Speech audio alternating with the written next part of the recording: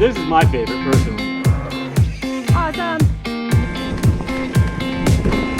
Oh my God.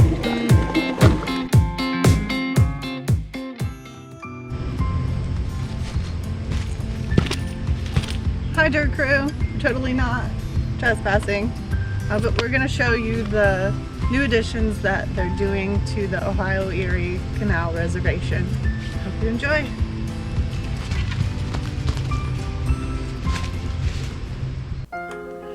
Well, hey there, Dirt Crew. Today we're coming to you from the Ohio Erie Canal Reservation, or some of you may know the trail here by its segment name, Steamboat Willie, the oldest official mountain bike trail in Cleveland. What you may not have heard, though, is the trail department has been working tirelessly all summer to bring you 4 miles of both revamped and brand new trail and pump track, the likes you've never seen in Northeast Ohio, or frankly, anywhere outside of a bike park. All right, it's coming up. We're joined by Jackson Wolf today, Trails Coordinator for the Cleveland Metroparks. So we're riding the trails before they open in this exclusive sneak peek.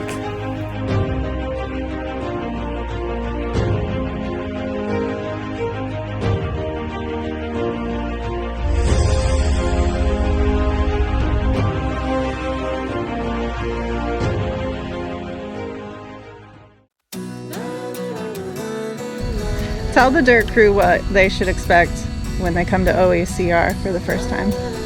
So we added 2 mile of trail. All of it's machine built, so it might be a little shockingly wide at first, but it'll simmer in once the back slope kind of erodes down and the other side, the down slope, erodes down a little bit too. It'll come in a little bit closer. There's going to be about a mile of a beginner trail, and then a mile-ish of a float trail with some pretty big jumps, all of which are rollable or have go-arounds. But just take your time, walk them if you're not comfortable. You'll be fine. It's nothing too bad. What are the names of the new trails? So the beginner trail is going to be the canal trail. It runs alongside the canal, parallel to the towpath, and then flow trail is just going to be the flow trail. There's a beginner flow trail back that way. It's just going to be beginner flow trail. They're all pretty straightforward. And then there's a connector access trail to the flow trail up. It's a 2-way trail. And then the original trail is just going to be primitive trail because it's pretty primitive, rugged, raw, super fun. No radioactive super goose. No, that's gonna be the segment name for sure. I wish. I wanted to have more fun with the names, but. So how does a trail like this get built, and what are the steps to even get it approved? So it starts in the winter, me sitting behind a computer with my boss Ralph, and us just looking at the topography, seeing what's feasible, what's maybe too steep, what's a little too flat, because we want somewhere right in the middle for trail building. You want a nice side slope that you can carve into, but isn't too steep to carve into where it's all just gonna collapse and fall back in. So trying to locate those areas is the first thing, and then just drawing a line, figuring out how to link those spots together. And then eventually it starts to take form and you're like, this looks like it's got a little bit more drop. This looks a little bit more mellow. So maybe that'll be a beginner trail. Maybe this will be the flow trail. And then it all starts to come together, and then you get a plan. And then you take that plan to people above you and you're like, hey, this is a thing we could do.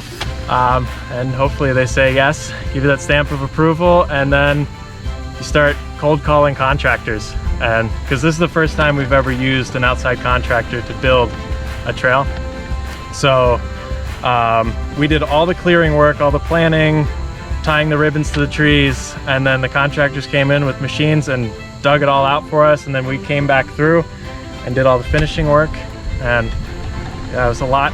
Sounds like we got the easiest bit, but I promise you the contractors got the easiest bit. And by then, once you get all those things tied up, all the loose ends, all the drains that might be a little bit problematic, maybe the lips aren't perfectly shaped, so you just gotta ride them in, give them some love, and tweak them how you need to. Then it's built, it's ready to go. Then you gotta put signs in. Then it's ready to be ridden. What was the most challenging part of the approval process? There's probably just getting everyone on the same page with what's up here. Sometimes, like, not everyone knew what a berm was, or like when I say jump, they say like how big. Are we talking like a little jump that you just kind of roll over and you'd get like 6 inches of air? Or are we gonna like put 60-foot booters in? So we put a little bit of both of those in here. But yeah, just getting everyone above and below on the same page could be quite challenging, especially when like berm might be a foreign word to someone. Much more difficult than one might think. What would surprise your average rider about how these trails get built? Probably how hard it is. Trail work's like pretty difficult. I think anyone can attest to that who's come out to a volunteer day, but it's not easy. It's you work rain or shine, whether it's 30 degrees or it's 100 degrees and 90% humidity. We were out here clearing this honeysuckle in 95 degrees and 90% humidity in full chaps, long sleeve, long pants. It was brutal. So I think I strongly encourage everyone to come out and do a volunteer day, if for nothing else than to just see what it's like to maybe throw some rocks around and armor a trail, or dig some bench, resto some social trails, and just see what all goes into it to make these trails happen, because it's a lot more than you think. It seems pretty simple, but it's a lot. It's a lot for sure. How does someone get more involved in the volunteer process? We usually post dates for Sundays and Tuesdays. They've been off for a little bit now because we've been tying up these trails, but you can look on the Canva Facebook page. They do a pretty good job of being like, hey, they posted volunteer days, go sign up. Or that's really the main way. Yeah. Canva Facebook page, if you look for Tim Neff or Mylan Green, almost always post it when I send them emails. So yeah, just keep an eye out for that. And we do them all. Like if you can't make it to Bedford, we'll have some at Royal View. If you can't make it to Royal View, maybe we'll have some at West Creek. So just keep an eye out. And what does a trail system like this cost? So to get the actual dirt work done, we tried our best to subsidize the cost by doing all the clearing work, all the layout, and then we did all the finishing work. So we just paid for the contractor to come in, move dirt, shape it generally how they want it, and then we come in and fine-tune everything and also open it up beforehand. And that came up to around, I think it was like just under 50,000 in total. And I think it's like $5 per foot or something like that is like the general, just for a normal standard trail is about $5 per foot. Flow trails are usually somewhere in the realm of like $10 to $12 per foot because of all the features they have to shape, and it takes a lot more time. They have to build it, test ride it. So it takes their workers more time. So there's an uptick in cost for that. And then pump track that we got put in was $125,000, and they're just more expensive to put those asphalt ones in, but once you put it in, it's a set and forget thing. It's once you get it in, you don't have to worry about it at all. So worth that higher upfront cost for something that's going to last longer, be more sustainable, and be rideable pretty much year round. How does the Parks Department get its funding? Trails Division runs almost exclusively off of donations. The generosity of everyone around Cleveland. A lot of people, they'll see our work and be like, wow, these, like, they get it, they understand like what it means to build a sustainable trail, what they know what the community around needs or asking for, and through that we get extremely generous donations. Part of this is funded through that. There's a new trail that got put in at Brecksville. It's a hiking trail that was all funded through donations.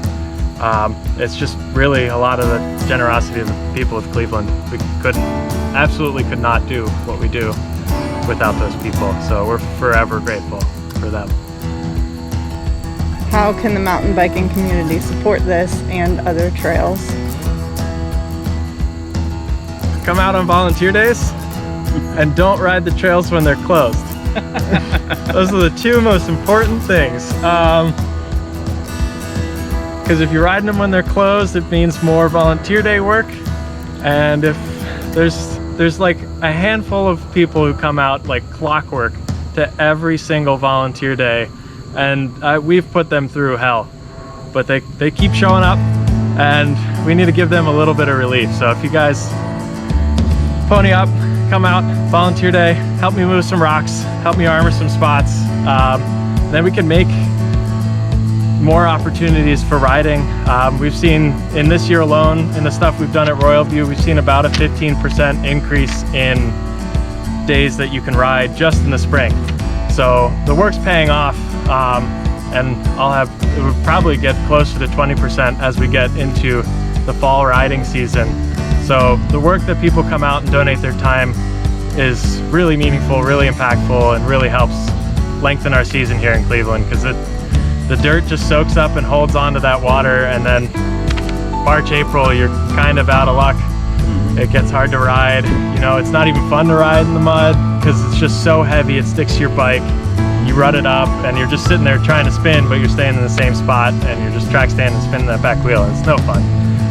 So come out, do a volunteer day, even if it's just like once or twice a year. It's better than nothing. It helps us out way more than you could ever imagine. Thanks for watching. Check out the description below for links so that you can support or donate to your local trail builders. Now let's go get dirty.